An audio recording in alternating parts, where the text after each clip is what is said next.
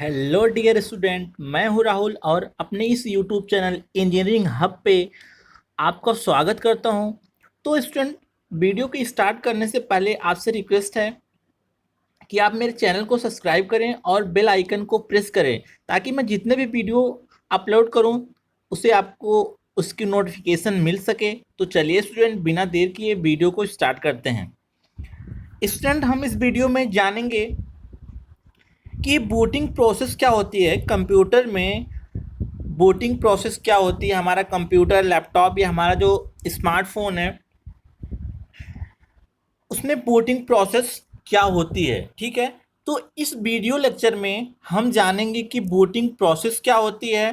साथ साथ हम जानेंगे कि बूटिंग प्रोसेस में ही एक प्रोसेस है, इसमें पोस्ट पोस्ट क्या होती है, पोस्ट किस तरीके से वर्क करती है, how it works and which device is important for post, और कौन सी डिवाइस पोस्ट के लिए यूज होती है।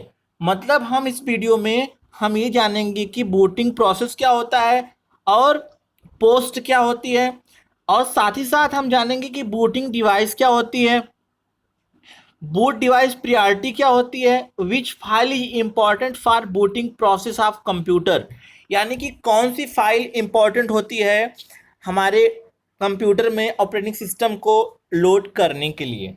ठीक है, तो ये मेरी पहली वीडियो होगी। तो इस वीडियो को कंटेंट में हम आपको ये सारे कंटेंट को हम डिलीवर करेंगे। ठीक है, तो आइए स्टूडेंट, बिना देर किए हम स्टार्ट करते हैं बूटिंग प्रोसेस के बारे में।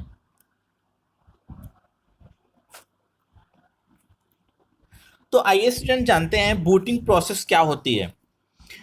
कह रहा है कि जब हम कंप्यूटर को पावर पावर ऑन स्विच को प्रेस करते हैं, यानी कि हम जब कंप्यूटर के पावर स्विच को ऑन करते हैं तब से लेकर डेस्कटॉप जब तक अवेलेबल नहीं हो जाता, मीन्स की पावर बटन को क्लिक करने से लेकर जब तक हमारा ये डेस्कटॉप अवेलेबल नहीं हो जाता तब तक की जो प्रोसेस होती है उसे हम बूटिंग प्रोसेस बोलते हैं। मीन्स कि कंप्यूटर यानी हमारा जो कैबिनेट होता है उसके जो पावर बटन होती है उसको क्लिक करने से लेके जब तक हमारे कंप्यूटर के डेस्कटॉप हमें डिस्प्ले नहीं हो जाता तब तक की जो प्रोसेस होती है उसे हम बूटिंग प्रोसेस बोलते हैं। मीन्स कह सकते हैं कि यहाँ से लेके यहाँ तक कि इसके जो बीच का जो प्रोसेस होता है इसे हम क्या बोलते हैं, बूटिंग प्रोसेस बोलते हैं। ठीक है, अब यहाँ पे बूटिंग प्रोसेस हर वक्त होती है जब हम अपना कंप्यूटर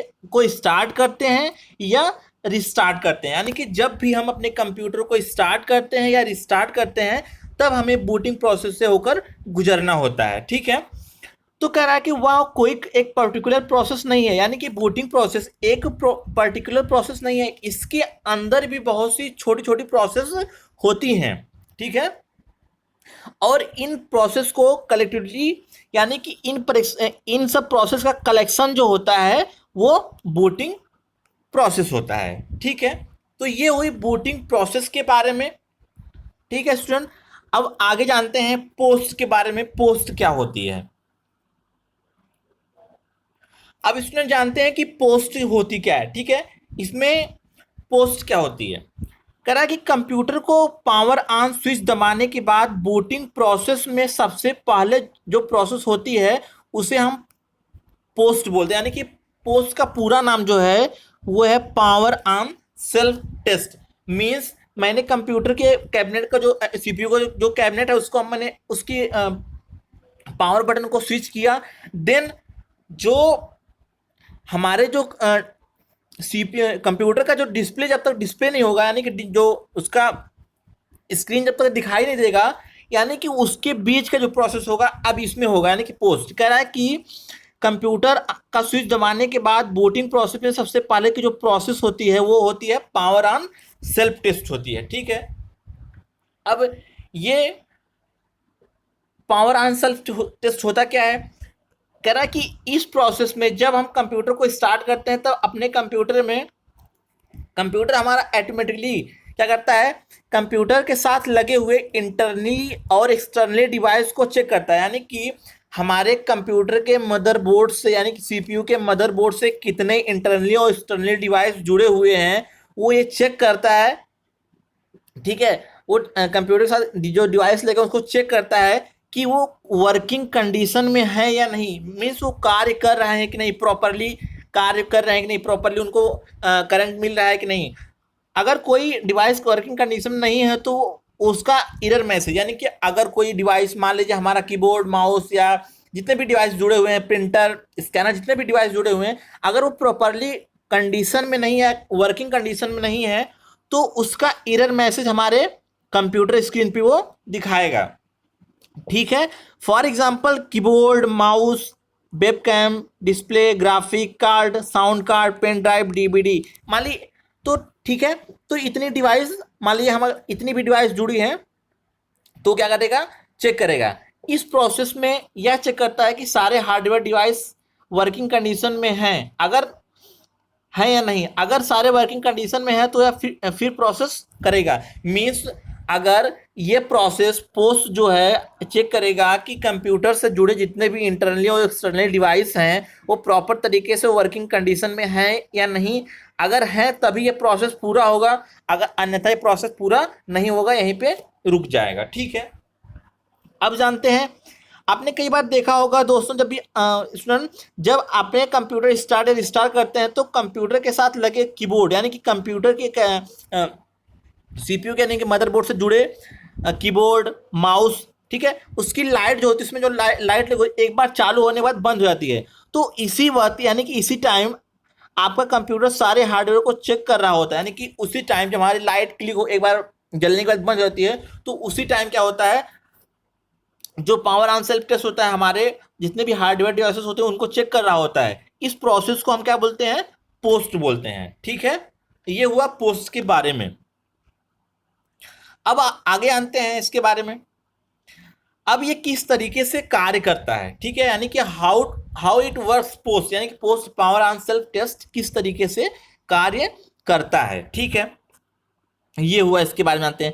कह रहा यह प्रोसेस जो होती है वो आपके कंप्यूटर में लगे सीपीयू यानी सीपीयू जिसको हम प्रोसेसर बोलते हैं, और मदरबोर्ड पे लगी BIOS basic input output system, BIOS को बोलते हैं basic input output system chip, इन दोनों के कलेक्टिवली एफर्ट से पोस्ट प्रोसेस होती है। मीन्स पोस्ट प्रोसेस के होने के लिए हमारा जो प्रोसेसर होगा और हमारी जो मदरबोर्ड पे लगी बायस होगी, इन दोनों को या इन दोनों को के एक साथ काम करने से पोस्ट प्रोसेस संपन्न होती है या पोस्ट प्रोसेस कंप्लीट होती है। ठीक है, अगर हमारे पोस्ट प्रोसेस में अगर हमारे कंप्यूटर में जो जो मेन 5 इंटरनल कंपोनेंट हैं, जिसमें मदरबोर्ड प्रोसेसर या सीपीयू रैम या बायस, इन चारों अगर 100% वर्किंग कंडीशन में है, ये कंपलसरी है, अगर ये चारों 100% वर्किंग कंडीशन में है तभी कंप्यूटर स्टार्ट होने के लिए, तभी हमारा पोस्ट क्या होगा, पोस्ट प्रोसेस आगे बढ़ेगी। यानी कि अगर इन चारों को 100% वर्किंग कंडीशन में है तो पोस्ट प्रोसेस करेगी, जो कि बोटिंग प्रोसेस की सबसे पहली प्रोसेस, यानी कि जो पोस्ट है वो बोटिंग प्रोसेस की सबसे पहली प्रोसेस है। ठीक, अगर यह चारों वर्किंग कंडीशन नहीं है तो बूटिंग प्रोसेस में से सबसे पहली जो प्रोसेस है पोस्ट, यह भी नहीं होगी। तो पोस्ट प्रोसेस होने के लिए इन चारों को 100% वर्किंग कंडीशन में होना चाहिए। ठीक है, मीन्स कि अगर पोस्ट प्रोसेस को 100% सक्सेसफुली प्रोसेस करवाना है या इसको कंप्लीट करवाना है, तो हमारे कंप्यूटर में जो इंटरनल कंपोनेंट है मदरबोर्ड प्रोसेसर या जिसको हम सीपीयू बोलते हैं, रैम और बायस जो जो बेसिक इनपुट आउटपुट सिस्टम होती है, जो हमारे मदरबोर्ड पे एक चिप के थ्रू इनबिल्ड होती है, उस पर लगी होती है, तो इन चारों का 100% वर्किंग कंडीशन में होना चाहिए और इसको काम करते होना चाहिए, यानी कि हमेशा ये काम एज अ कंटिन्यू होना चाहिए। ठीक है, आगे जानते हैं दोस्त स्टूडेंट। अब बोटिंग, इसमें बोटिंग डिवाइस क्या होती है। ठीक है, अब आगे का जो मैंने बताया था स्टार्टिंग में, बोटिंग डिवाइस क्या होती है। बोटिंग डिवाइस का मतलब बूट डिवाइस वह डिवाइस होते हैं जिसमें हमारे ऑपरेटिंग सिस्टम लोड होते हैं, इंस्टॉल होते हैं। मीन्स जैसे इसमें हार्ड डिस्क हो गया, पेन ड्राइव हो गया या ऑप्टिकल डिस्क हो गया।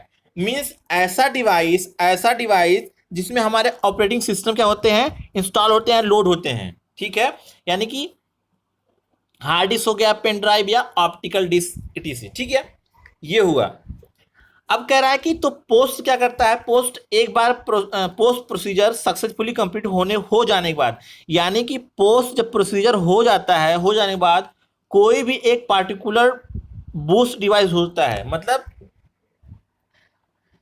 बॉयस क्या करता है, पोस्ट प्रोसीजर के कंप्लीट होने के बाद एक पार्टिकुलर बूट डिवाइस ढूंढता है, यानी सर्च करता है जिसमें ऑपरेटिंग सिस्टम अवेलेबल होता है, जिससे वह कंप्यूटर को बूट कर सके, मतलब कंप्यूटर की रैम में वह पार्टिकुलर ऑपरेटिंग सिस्टम को लोड कर सके। ठीक है, मतलब बॉयस क्या करता है कि बोस जो पोस्ट प्रोसीजर होती है उसको हो जाने के बाद एक पार्टिकुलर बूट डिवाइस ढूंढता है, मतलब हार्ड डिस्क, पेन ड्राइव या ऑप्टिकल डिवाइस ढूंढता है जिसमें कि ऑपरेटिंग सिस्टम अवेलेबल होता है, जिससे कि वह कंप्यूटर को बूट कर सके और कंप्यूटर की रैम में उस पार्टिकुलर ऑपरेटिंग सिस्टम को लोड कर सके। ठीक है, ये हुआ।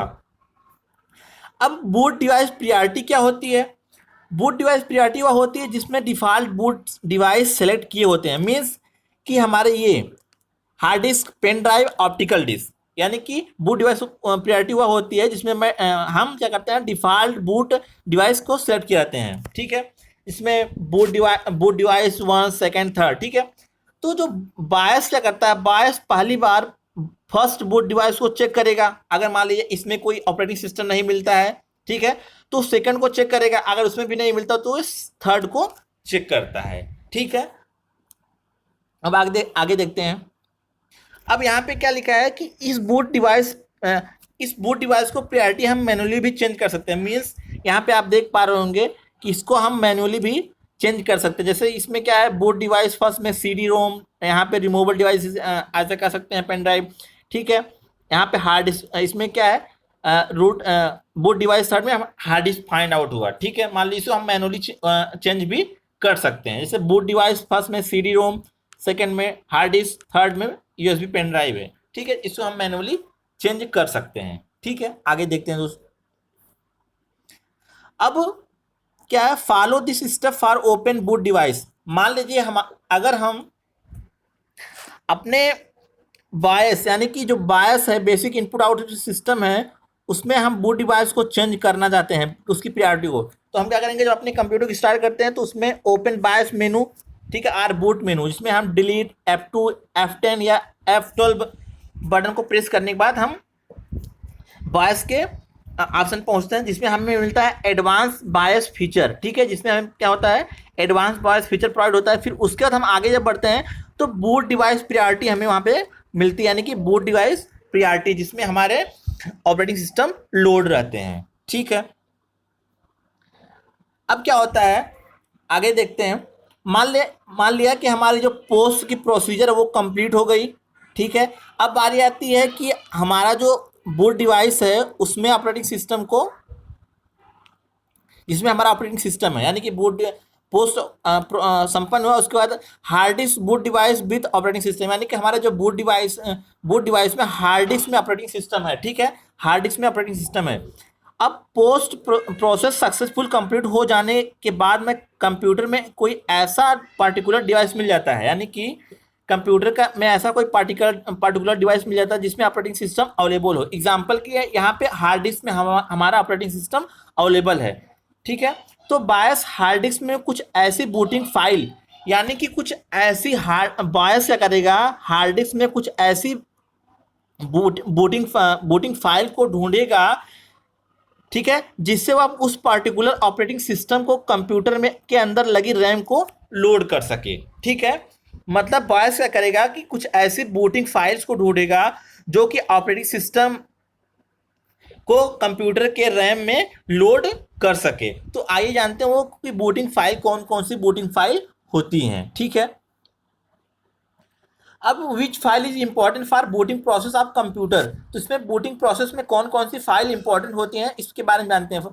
ऐसे फॉर विंडोज़ के लिए थ्री फाइल होती हैं, जिसको स्टार्ट होने के लिए बायस रैम लोड करता है। ठीक है, जिसको कंप्यूटर स्टार्ट होने पर बायस क्या करता है, रैम में लोड करता है। ठीक है, इसमें पहला फाइल सिस्टम है, ठीक है, चलिए फाइल पहला है command.com, ठीक है। दूसरा है यहाँ पे MS DOS, Microsoft disk operating system, ठीक है। उसका तीसरा है इनपुट आउटपुट सिस्टम, ठीक है। यह 3 फाइल जो हैं वह नेसेसरी होना चाहिए किसके लिए, कंप्यूटर को स्टार्ट होने के लिए, ठीक है। मतलब ऑपरेटिंग सिस्टम को रैम में लोड होने के लिए इन 3 फाइल्स को, ठीक है, 3 फाइल्स की मदद से ऑपरेटिंग सिस्टम रैम में लोड होनी चाहिए। मीन्स कह सकते हैं कि ये चीज़ हमारे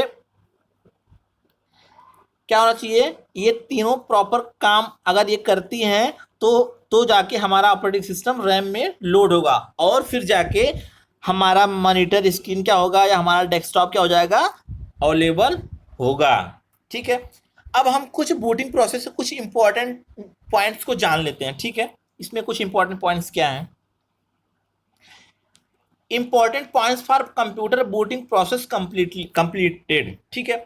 सबसे पहले हम पावर ऑप्शन, पावर को हमने क्लिक किया, देन क्या हुआ, पोस्ट प्रोसेस हुआ। मीन्स क्या हुआ, पावर ऑन सेल्फ टेस्ट में जिसमें यानी कि कंप्यूटर के सीपीयू के मदरबोर्ड से जुड़े जितने भी इंटरनली और एक्सटर्नल डिवाइस है वो प्रॉपरली 100% काम कर रहे हैं कि नहीं, उसके लिए। फिर क्या करेगा, ready boot device with operating system. फिर उसके बाद बूट डिवाइस को ढूंढेगा जिसमें हमारा ऑपरेटिंग सिस्टम लोड रहेगा, ठीक है। फिर उसके बाद क्या प्रोसीजर होगा, important 3 booting file and operating system in 100% working condition, और 3 फाइल को सर्च करेगा ऑपरेटिंग सिस्टम को रैम में लोड होने के लिए, जो मैंने आपको पीछे बताया। फिर जाके हमें क्या मिल जाएगा, हमारा जो डिस्प्ले दिख जाएगा या डिस्प्ले हमें शो हो जाएगा। तो हम उम्मीद करते हैं कि आपको ये वीडियो लेक्चर समझ में आ गया होगा। हमने आपको पूरा बेसिक से समझाने का कोशिश किया है इस वीडियो लेक्चर में, तो हम उम्मीद करते हैं कि आपको ये वीडियो समझ आया होगा। तो इस वीडियो को देखें और चैनल को सब्सक्राइब करें, लाइक करें और बेल आइकन को प्रेस करें ताकि मैं जो भी वीडियो आपको डालूं आपको नोटिफिकेशन में मिल सके। तो थैंक यू फॉर वॉचिंग।